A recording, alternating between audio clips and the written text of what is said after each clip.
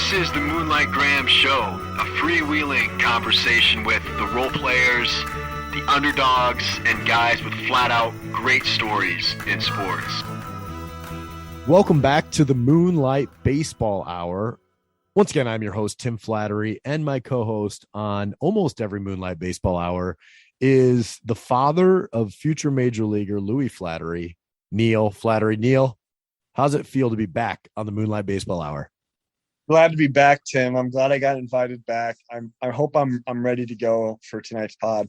The three topics we are going to be talking about today. Number one, Anthony Rendon's left-handed home run off of Brett Phillips, maybe my favorite baseball highlight of the past week, maybe my favorite baseball highlight of the season.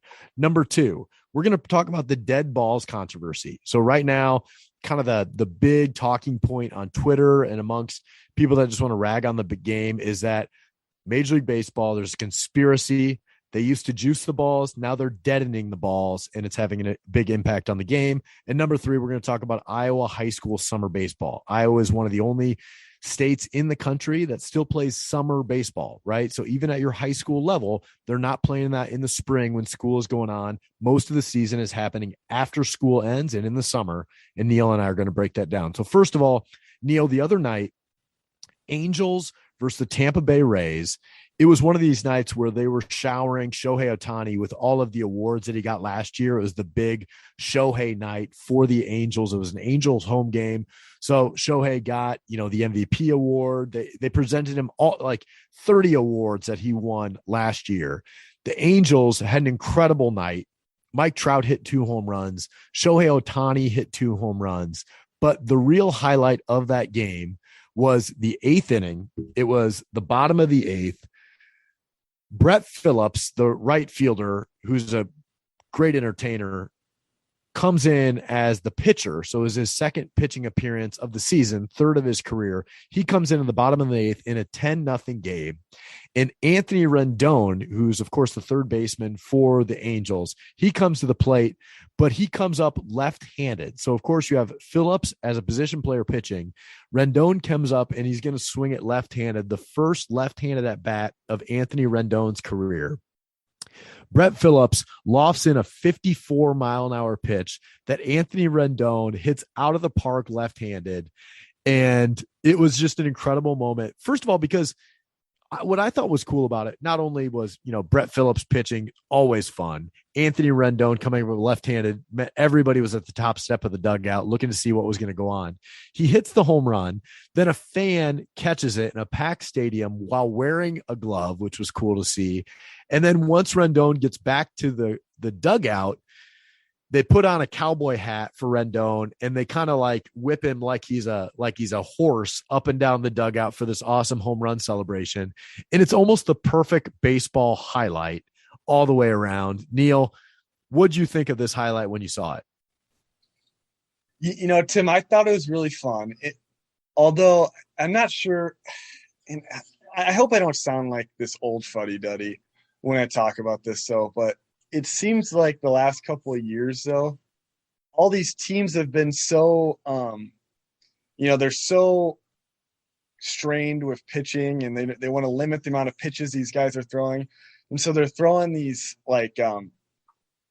these position players out to throw, like Phillips. And granted, I thought it was, second everything you said as far as, Phillips is a really great entertainer, and it was really fun to watch, and it was really cool to see Rendon come up there and bat left-handed for the first time ever and hit a home run.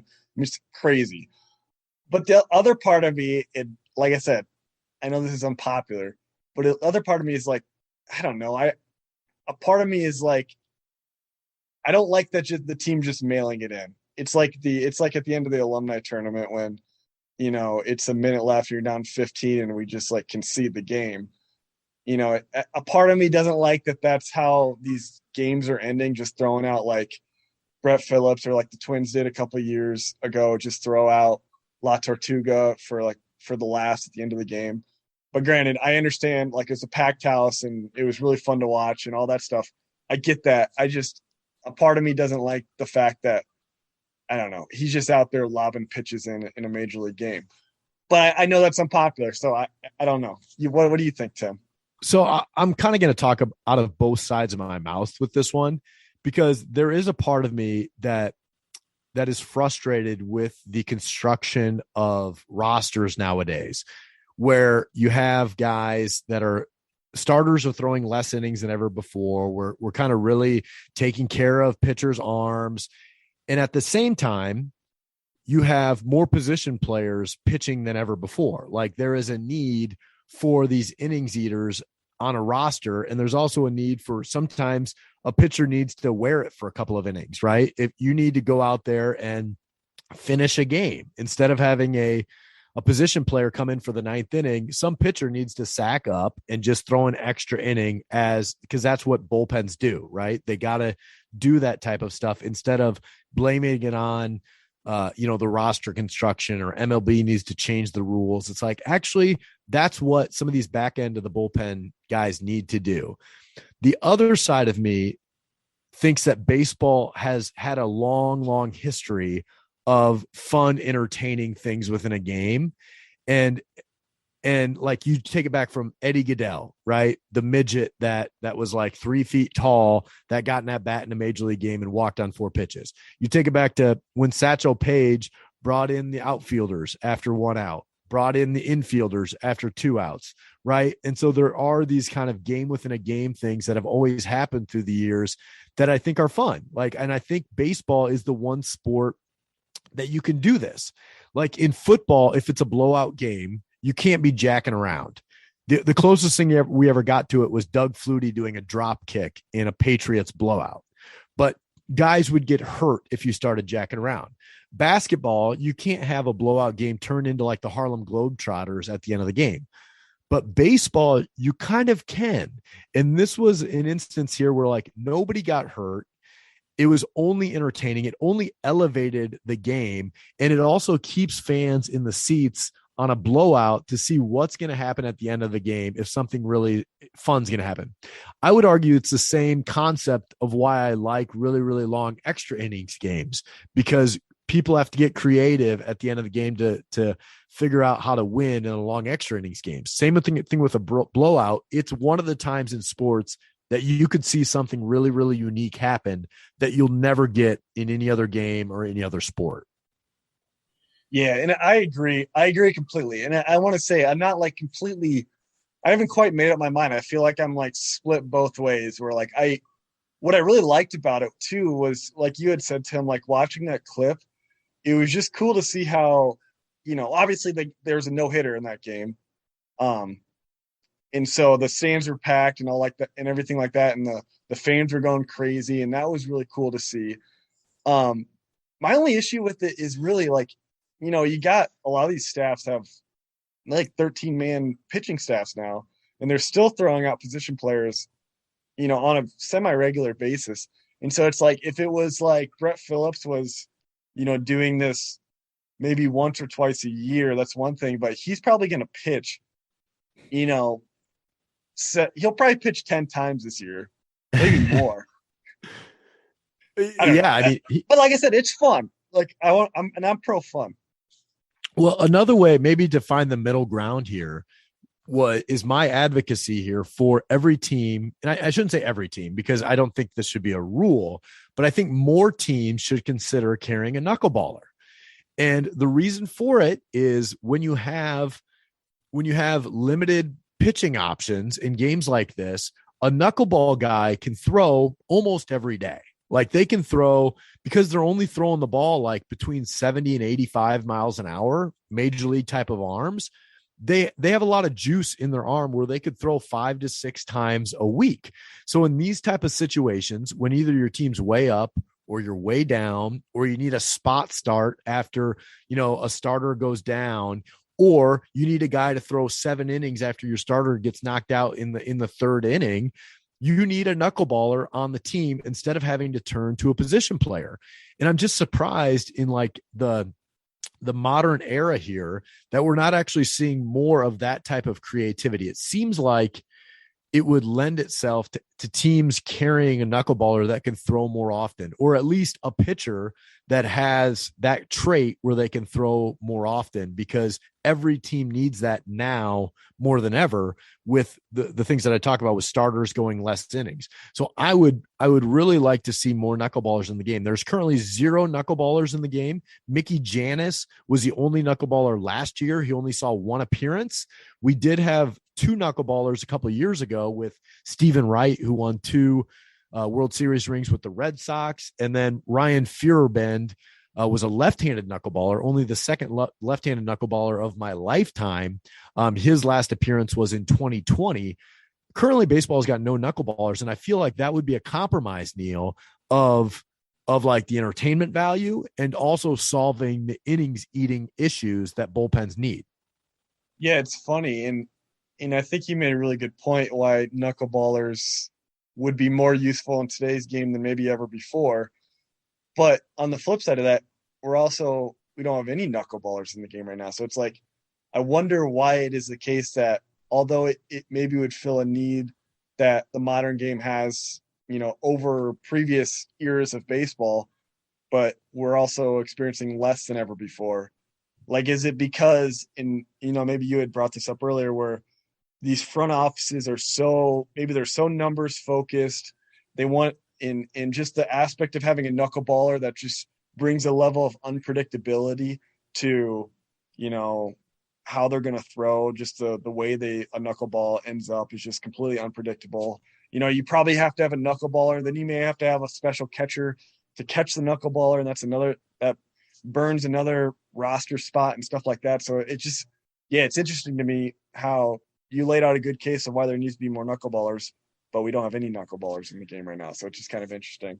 It seems like from a pitching side of things, there's less creativity now than ever before, because we're starting to master the art of how to coach somebody to throw hard, how to train someone to throw hard.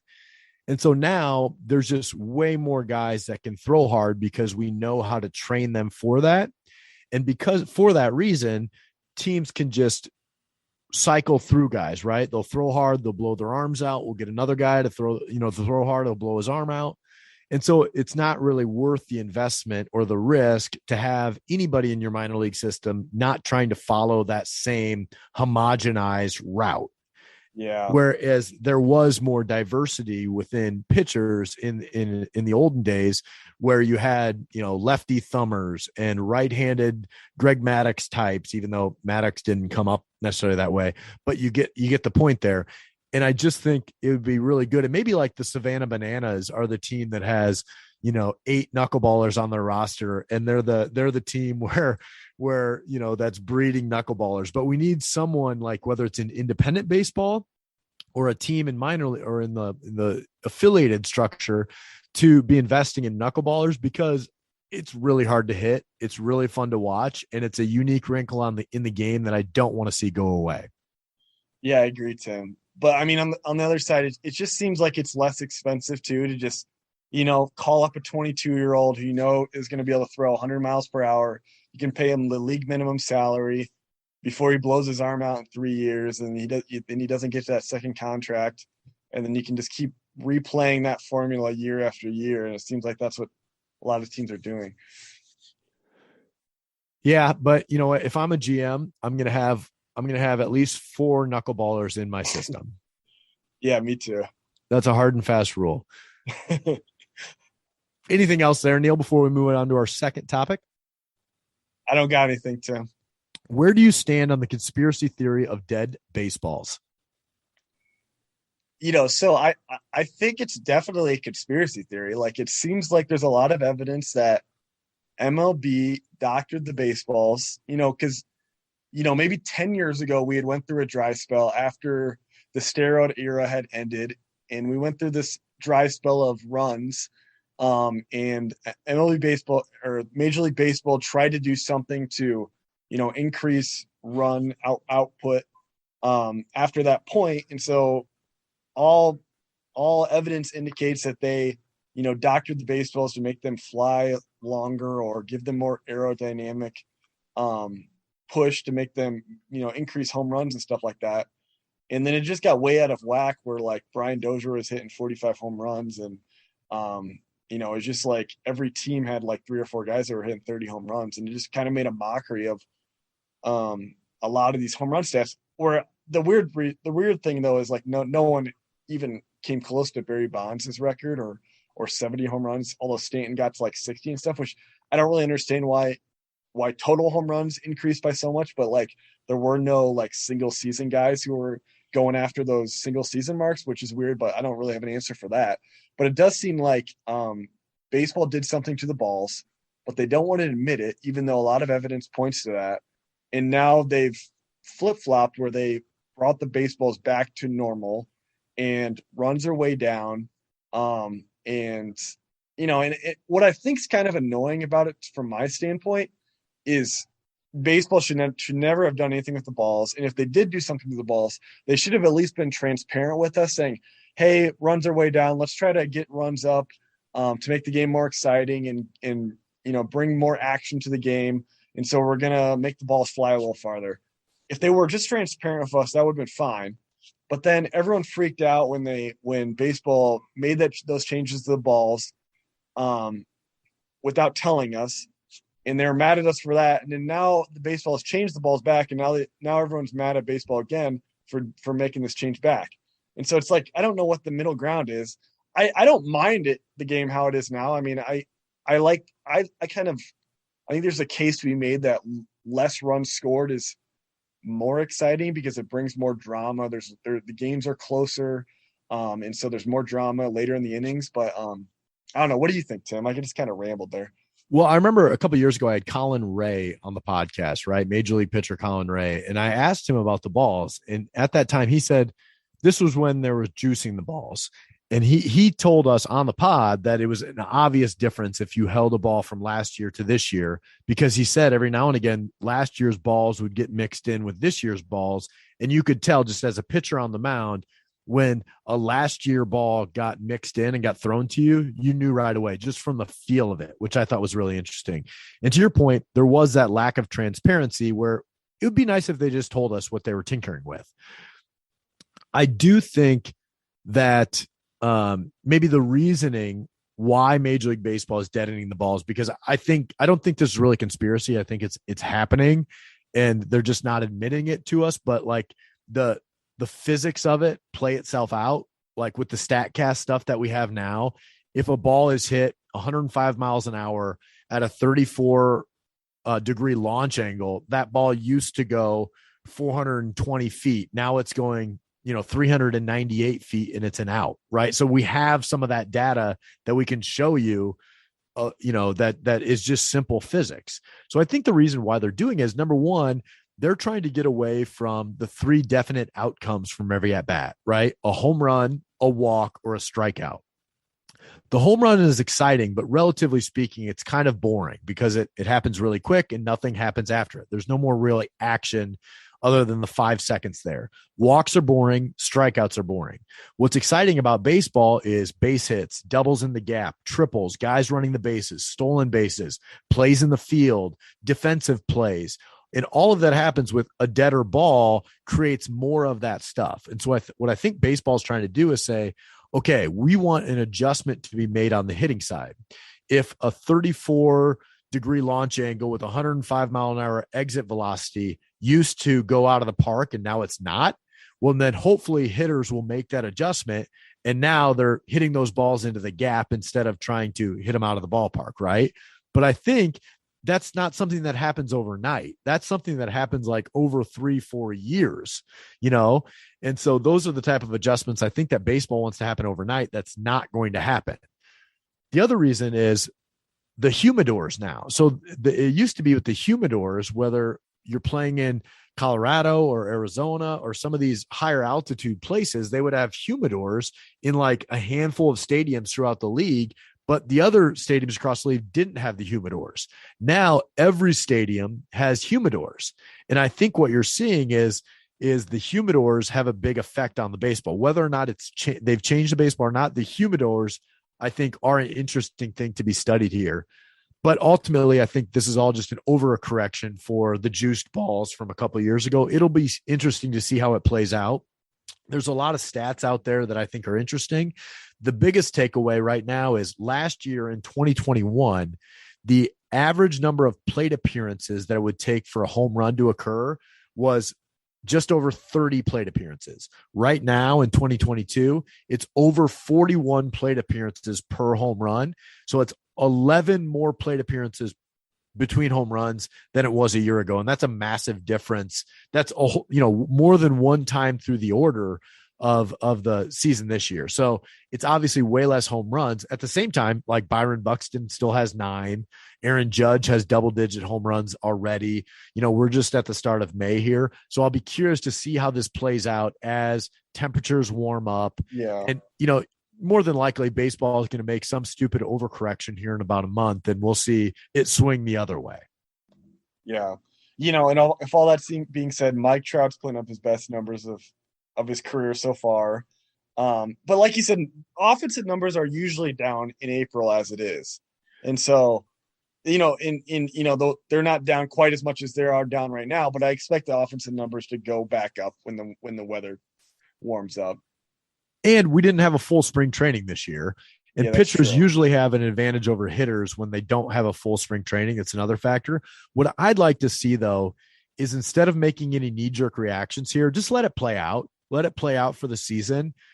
Like when baseball, raised the rubber, right? They didn't do that mid-season. They did that, after that season in like 61. So I'd like to see it play out here. And I'd also like some transparency from Major League Baseball if they did make a change, right? So I'd like to hear from them. It'd be nice. Yeah. It's kind of amazing that they haven't admitted to it yet. After 3 years of all this evidence, maybe it's just too late now where it's all like, if they do admit to it now, it's just be like, yeah, we knew this all along. So it doesn't make any difference now, but it's kind of funny that they haven't said anything yet. I hate doing this, but like, all it tells me is that Rob Manfred is like the most arrogant guy ever. Yeah. Mm-hmm.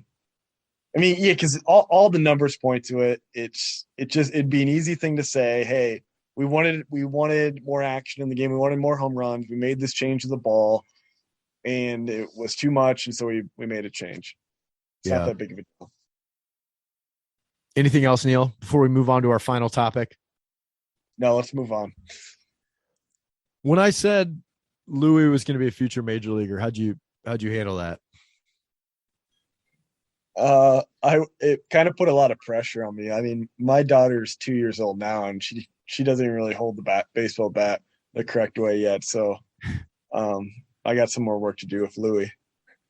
So summer baseball in Iowa. Someday Louis will be playing high school summer baseball in the state of Iowa. Neil, you're a big track guy. So what would you think if Iowa ever moved their high school baseball season from the summer to the spring? Yeah, I hope they don't do that. I've always liked that Iowa has played baseball in the summer, because it makes our state unique in that standpoint. And I think because of that, we've kind of produced maybe more track talent than you maybe would expect from Iowa, considering how small of a state we are.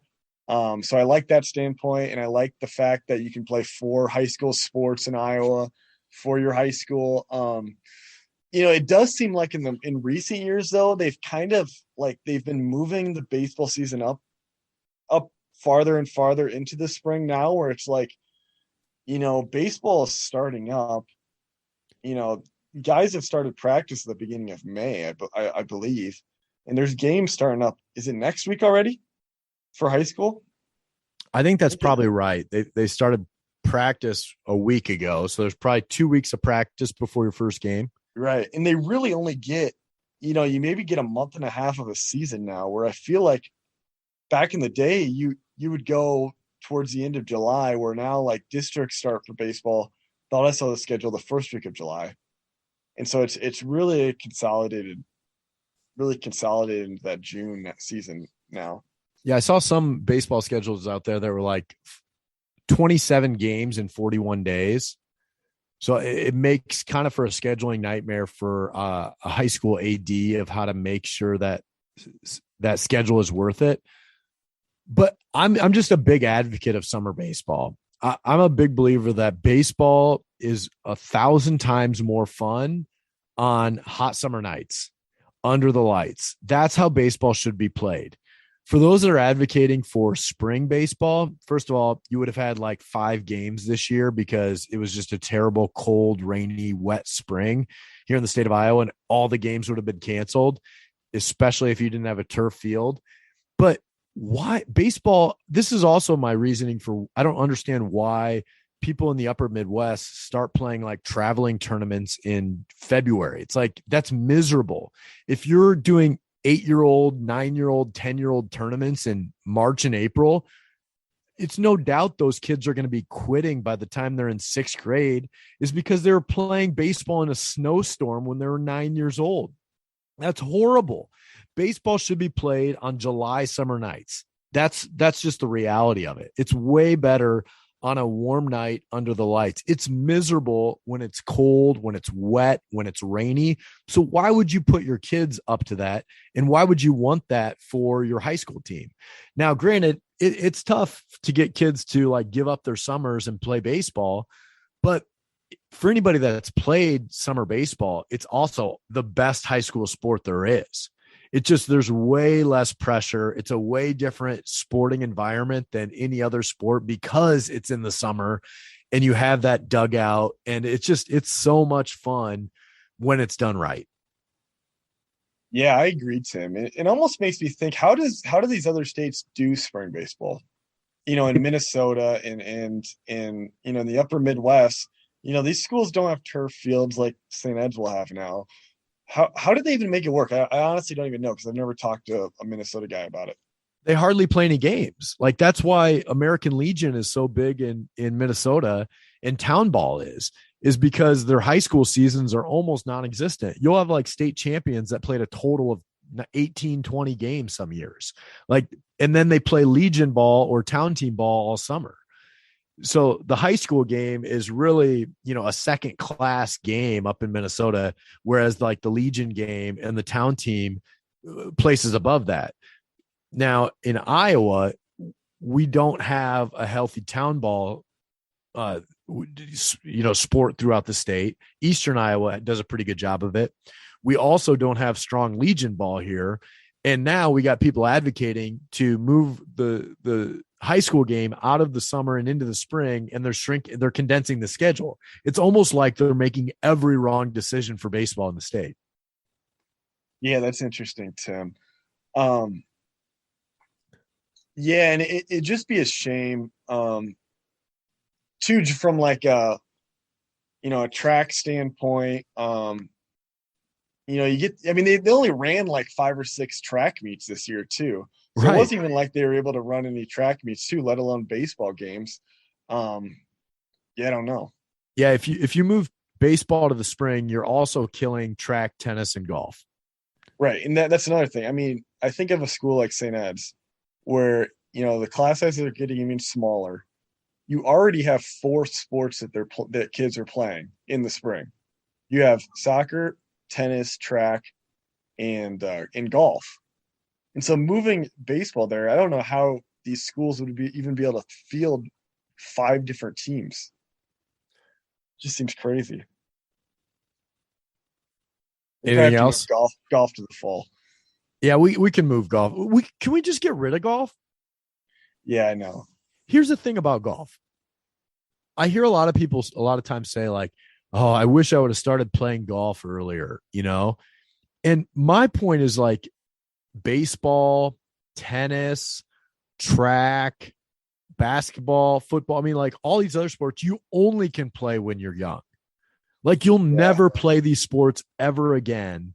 Tennis, I shouldn't have said tennis, because you can play tennis kind of forever. But like the team sports, you can only play them when you're young, essentially. And then as soon as you're out of high school, you might never play that sport ever again. Golf, you could play golf forever. You could play golf every day of your retirement forever. You could play golf. I could play golf 5 days a week right now, if I really wanted to. But I could play baseball like maybe 2 times a year. And I have to work really hard to do that. So like that would be the first. Golf, bowling, no offense to these, these fine athletes that are doing these sports, but like those are the sports that you can do forever, and they're kind of unnecessary. They're very what's the right word? They're like the cherries on top of high school sports. You don't really need them. Yeah. Especially these individual sports where there's not a huge team aspect to it. Like it's not, it's not as, memorable of a team sport than maybe a football is or a baseball, where you get that camaraderie and that sort of thing, which I really think what makes high school sports special. Yeah, it's good. It's like gaming is another one of those things. Like I think it's fine that people have like clubs that they can get involved with in their school, but they don't actually need their school to have the gaming team. Like the gaming teams could exist outside of the school. Whereas like sports, organized sports, you do need the school. Like that's the only place that it exists once you get like to high school age is like high school baseball, high school football. You're not going to have just AAU football teams when you're of high school age. Like that doesn't exist anymore. That's why you need those high school sports. But you could join a gaming club and game forever outside of school. And even when you're in school, like you could just be on a gaming team. Whereas like there are very few baseball or football teams outside of the school environment. Yeah, that's a good point. And it makes you like get back to the question of why do we have high school sports in the first place? And I think the main reason why we have high school sports is because it's good for a kid's development to get together with a group of kids your same age and go through something that's tough.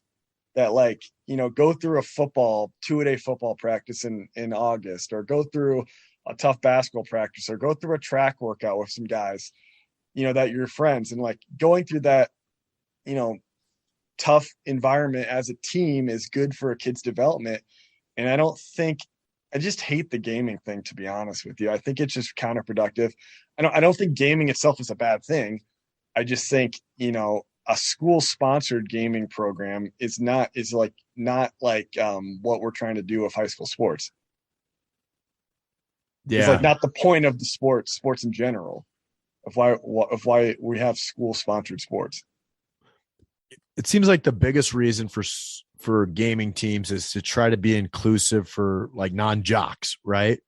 It's like, look at what we're doing now for non-jocks. We have these clubs, but it was almost like there wasn't really a need for it, because like those people that were gaming already had found their home outside of this of school. Like they already had their gaming clubs. They were doing it online. Like they don't really need the school to do that for them. Yeah. Yeah. And it's not like there isn't avenues for non-jocks to get involved in the school. There's music programs and there's French club and that sort of thing too. Can't they do that? Can't the gamers be in French club? Yeah. Why can't they be in French club? That's a funny take. I don't know. Maybe we're just we don't get it. I think we don't get the gaming part of it. That's clear. Yeah, that's true. Maybe Louis will be a gamer. Yeah, maybe. Like I said, I don't mind gaming. I think the real problem with gaming is like, it's really fun. I just think it's like, if I got it really into it, I'd just be addicted to it. I would just be like, for sure.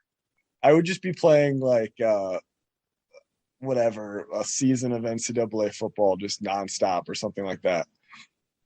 What I think is interesting about gaming is like, we talk about how dangerous screen time is and addictions to our phones and stuff. And gaming is just that, essentially. Yeah. Like it's so addictive. Those games are incredibly addictive. I don't know if it's actually healthy. Whereas like a lot of the arts, a lot of sports, like at its core are really, really good things.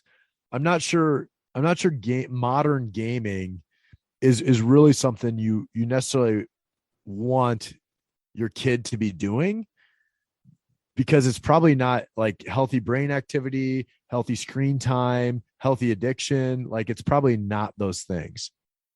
Yeah, and like the difference between the arts, like you can't just like pick up a guitar and like know how to play the guitar. I could pick up a game right now and muddle my way through and have a good time. But like, learning how to play an instrument takes constant practice over and over again for a long period of time. Well, I think gaming's that way too. What are the fruits that come of it? Like that's the difference between the arts and gaming. The fruits of learning an instrument, of performing, of being like a visual artist or, painter or something like that. You get real art that others can appreciate. Whereas like gaming, you just get really, really good at whatever Call of Duty, at modern, at those type of things. I'm sure there are certain games that like encourage creativity that I think it could be helpful, like Minecraft, like in some of those type of games that encourages building and creativity and stuff like that, which I think could be kind of cool. But I don't know enough about it to say exactly what the fruits would be. I think that's safe to say. We probably are in way too deep here into a topic that we know nothing about. So this might have been a worst segment of the Moonlight Graham show ever, but you know what? That's what the Moonlight Baseball Hour is. All right, Neil. Could we just cut that out? So that was this week's Moonlight Baseball Hour. All right, see ya. It's Moonlight Graham, yeah. It's a pretty good program, broadcasting to the heartland. Sports stories for the everyman. It's Moonlight Graham, yeah. Please follow us on Instagram. You're loving us on Twitter too. You download every pod we do. It's Moonlight Graham.